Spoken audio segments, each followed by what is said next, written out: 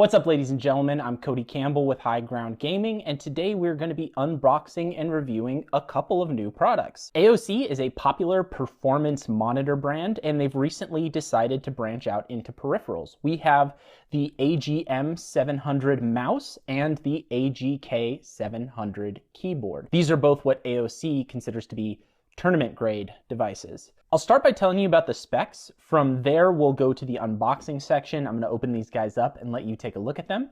Then we'll go to the review portion. I'll tell you my thoughts on them after I've had a little while to test them out, and then we'll go to High Ground Gaming's final score. Don't go anywhere.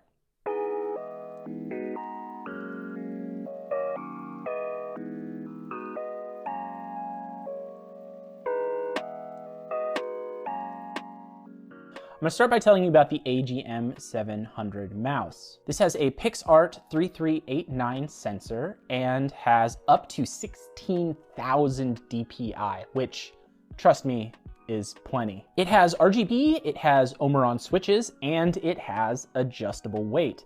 That is something that I really enjoy. I have the Logitech G502 Hero. That's my go-to mouse, and it has adjustable weights in it, and that's honestly my favorite feature about that.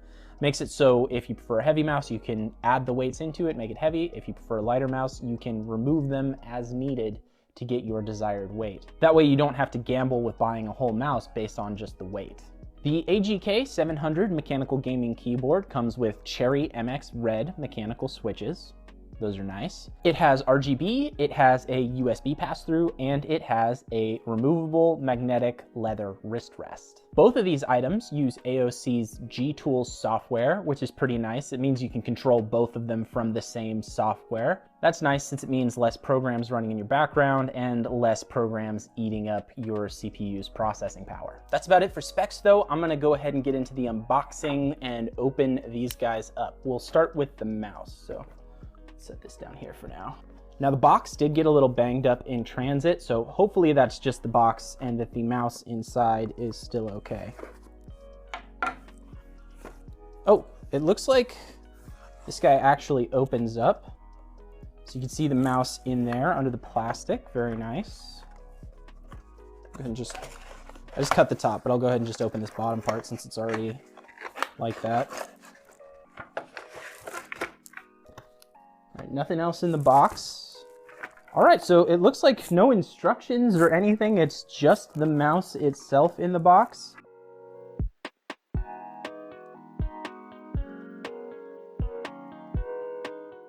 It's got a nice red and black braided cable. It's got a little bit of that AOC flair to it.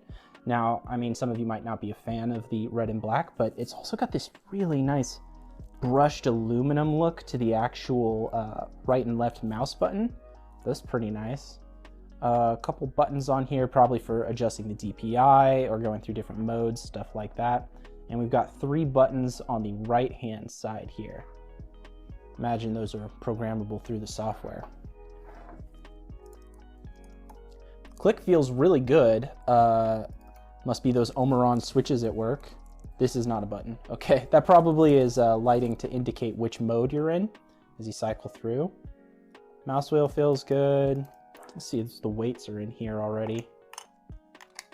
Yep, there's the weights inside. So you can probably remove these guys. There we go. Oh, you just turn it over and they pop right out. All right, there you go. So you can sort of pick and choose how you want to do this. If you want 3 weights or 2 weights or just 1 weight, there's always a very centered option way to do it.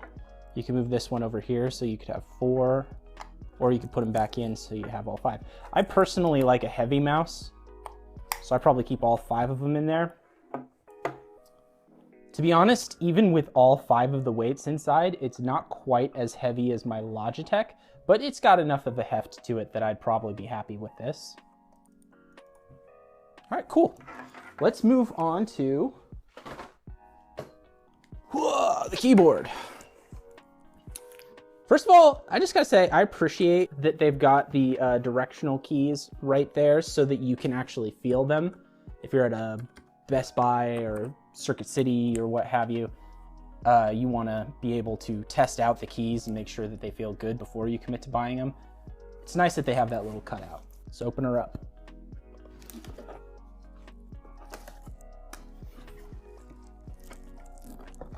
Dun, dun, dun, dun.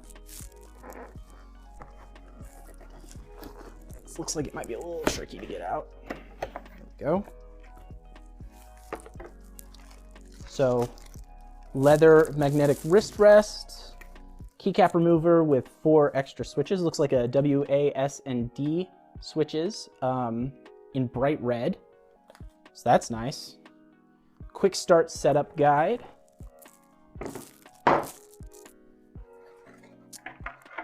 Let's start picking this apart. Some nice sturdy foam on the edges there. Take the plastic off. Ooh, that is pretty. So we've got a matching black and red braided cable here.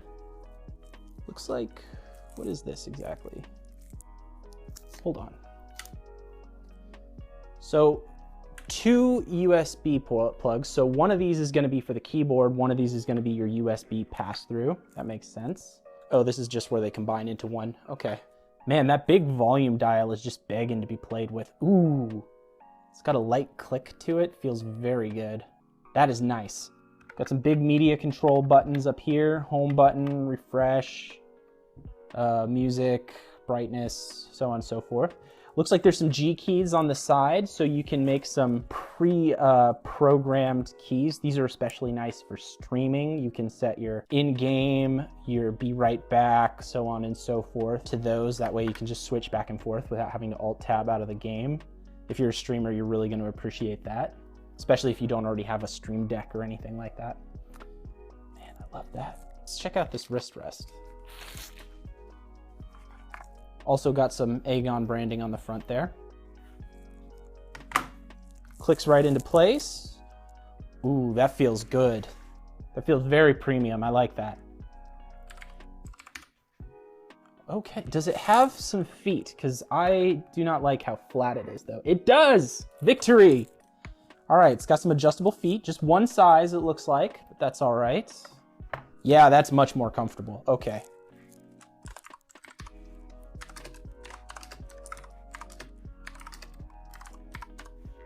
All right, I'm gonna take this mouse, this keyboard, I'm gonna plug them into my station, play some games, and we'll be right back with the review section.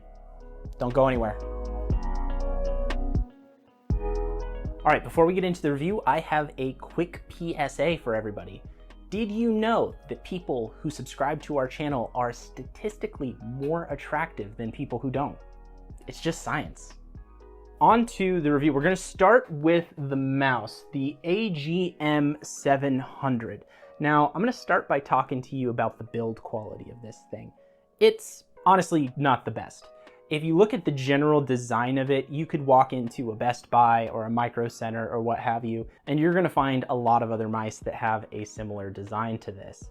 It's not hyper ergonomic, and it's just sort of basic. The brushed aluminum is a nice touch, but at the end of the day, it's a decal. The thing's made of plastic. Otherwise, I do just have one complaint, and that is that there's some play to the left and right mouse button. I'm gonna go ahead and hold this to my mic so you can hear what I'm talking about.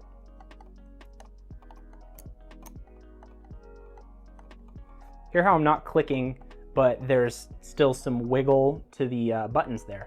That can be a little irritating. Now, when you're actually playing, when you have your fingers on here, you're sort of decompressing that.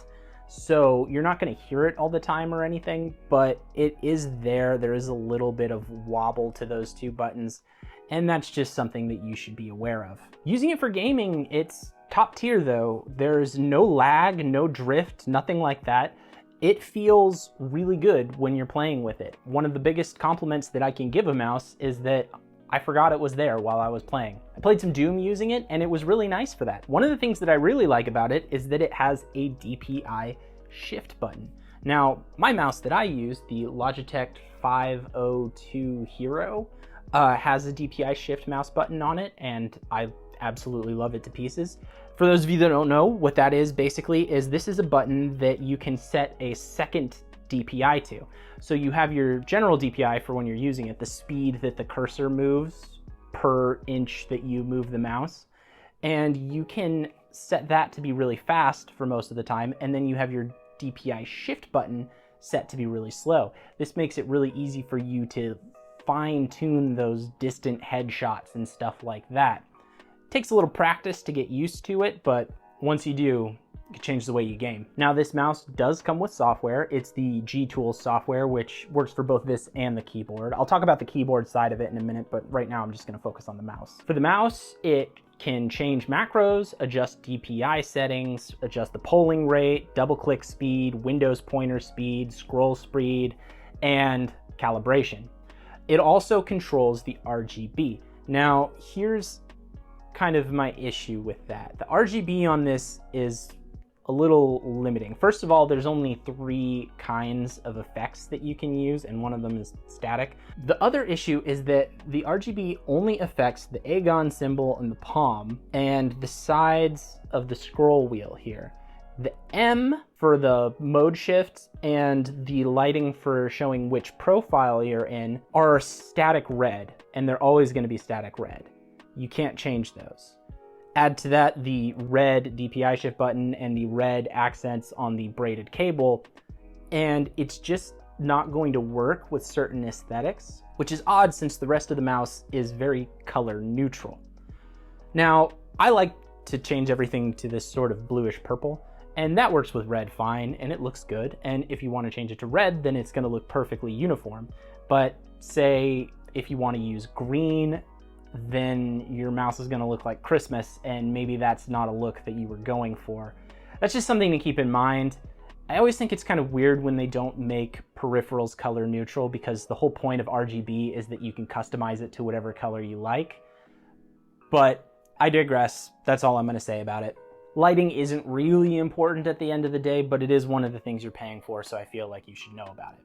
So this guy MSRPs at $39.99. That puts it kind of in a little bit of a mid-range. Obviously, there are cheaper mice out there. You can get a usable mouse for $10, $12 if you want to, but there are also some really premium mice that are upwards of $100. This is kind of a mid-range, and it's pretty decent for that mid-range. The DPI shift button and the fact that the weight is adjustable are 2 features that aren't really common in the mid-range. So that gives it a little bit of an edge, even if the build quality is fine. It's not super special or anything like that. So we're giving this a 3.9 out of 5. We're shifting to an out of 5 scale, by the way. We used to do out of 10, now we're doing out of 5. It has to do with the High Ground Gaming website, where we're now doing it out of 5 there, so I'm doing it out of 5 on the videos as well. If you haven't checked out the High Ground Gaming website yet, by the way, you should absolutely do that. We've got tons of great articles and reviews on products like this. But that's going to do it for this guy. On to the keyboard. So this guy is a lot more high-end than the mouse is. The mouse, as I mentioned, feels sort of mid-range. This feels very much in the high end. I absolutely love the build quality of this. The blackened aluminum brushed housing feels really premium. This thing has some heft. Somebody breaks into your house, you could knock them out with it if you wanted to. The volume control dial I talked about before, there's a brilliant tactility to it. It feels great. And I didn't talk too much about this, but the magnetic wrist rests on this, the leather has like a memory foam underneath of it, and this feels really premium, you guys. This is probably one of the best feeling wrist rests that I've ever encountered. So that's definitely worth noting. This is a big plus. Also, the keycaps are pretty good. They've got a little bit of shininess to them. They're not hyper matte like some of the other ones we've looked at, but it looks good with the rest of the keyboard and they feel good on your fingers. I attached the 4 swappable keycaps on here, and not only are they red, you might be able to tell they're a little bit raised from the other ones, making it easier to place your fingers on them and feel out where the WASD keys are. Really important for gaming. Little distracting for productivity, but not that much. I've written at least 10 articles using this thing, and I left those keycaps on the whole time, and it never really bothered me too much. This one came with Cherry MX Blues. It also comes in Cherry MX Reds. No browns available as of yet. Most people are interested in reds anyway for gaming or blues for productivity. You can't really go wrong with either of those. And this one, obviously Cherry MX are the standard for switches. These feel amazing. Top notch, 100%, no complaints. They're awesome. The media control and G keys are not mechanical, but they've got a nice premium feel to them. They don't feel mushy or anything like that. They're still really comfortable, clicky, and good to use. When I was playing Doom with it, I had a fantastic time. It was great for both gaming and productivity. Now we're gonna talk about the G Tools application for this one, for the AGK700. And that's a little bit of where it has a weak point. The control software isn't the best I've seen. It doesn't really compare to the control software from, say, Logitech or Corsair or Cooler Master or anything like that. It's a little weak sauce, and I'll tell you why. It does cover all the basics. You can use it for managing macros, you can use it for controlling a game mode, you can adjust sensitivity, and you can control RGB. And the RGB does have 12 lighting modes. And there are 5 profiles that you can set to this for all of those things. The weakness of it is, okay, so it does have a game mode, but the game mode isn't quite as in-depth. It does have RGB, but the RGB isn't quite as in-depth. And overall, the UI for this software just kind of looks and feels old. It feels outdated. And that's not the end of the world. Again, I don't really feel like software should be anyone's first priority. First priority should be build quality, and this thing has that in spades. But it is important, especially to gamers, that they know what their needs are and whether the software customization options are going to meet those needs. It's not that the software is even bad, it's just limited compared to other premium high-end keyboards. So this one MSRPs at $179.99.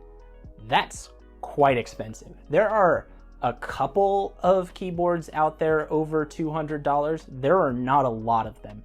This is pretty much up there with some of the biggest, most expensive keyboards out there. And so that means we have to judge it pretty harshly.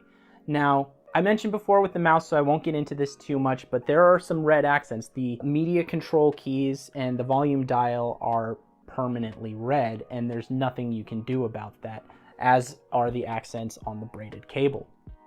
So there are some customization limitations there. I won't rehash all that, but it has to be said. The software isn't quite as good as a couple of other places. There are some keyboards, like there's one from SteelSeries which has an OLED display. This doesn't have anything like that. What I will say for this, in justification of its price, is that every single thing that this keyboard does have is flawless. The keycaps feel amazing. The Cherry MX Blues, they're Cherry MX. Of course they're amazing. The build quality of it, the housing is fantastic. The braided cable is sturdy and strong. You've got a USB pass-through if you need it. Oop. You've got adjustable feet. You've got the magnetic leather wrist rest, and you've got customizable G keys, media control keys, and that beautiful volume dial. Frankly, from a strictly build quality sense, it's great. And if AOC can update their software or maybe even come out with new software for it, then I'd say it's probably one of the best keyboards out there. Fortunately, right now, $180 with the software issues it has and some minor aesthetic customization flaws. I'm gonna have to give it a 4.1 out of 5. I still feel like that's pretty good. That's really fair. And you know what? If those flaws that I mentioned don't bother you, then I think you're gonna be really happy with this keyboard. But we do have to take points away for some things. All right, before we leave, I want to mention that we are currently running a giveaway. We are giving away 3 HyperX Alloy Origins full-size keyboards with linear red switches, their own brand of linear red switches. We'll go ahead and link to the video where we talk about that. We also cross-examine a few switches, including this keyboard. We compared the blues in this to HyperX's blues. And you can go ahead and take a look at that. And if that interests you, there's going to be a link to a Gleam page and you can enter that competition. Also, before we go, I just want to say again, please, please, please, please like and subscribe. We're going to keep making more cool stuff like this, and we would hate for you to miss out on it. Okay, everybody. Thanks for watching. Happy gaming.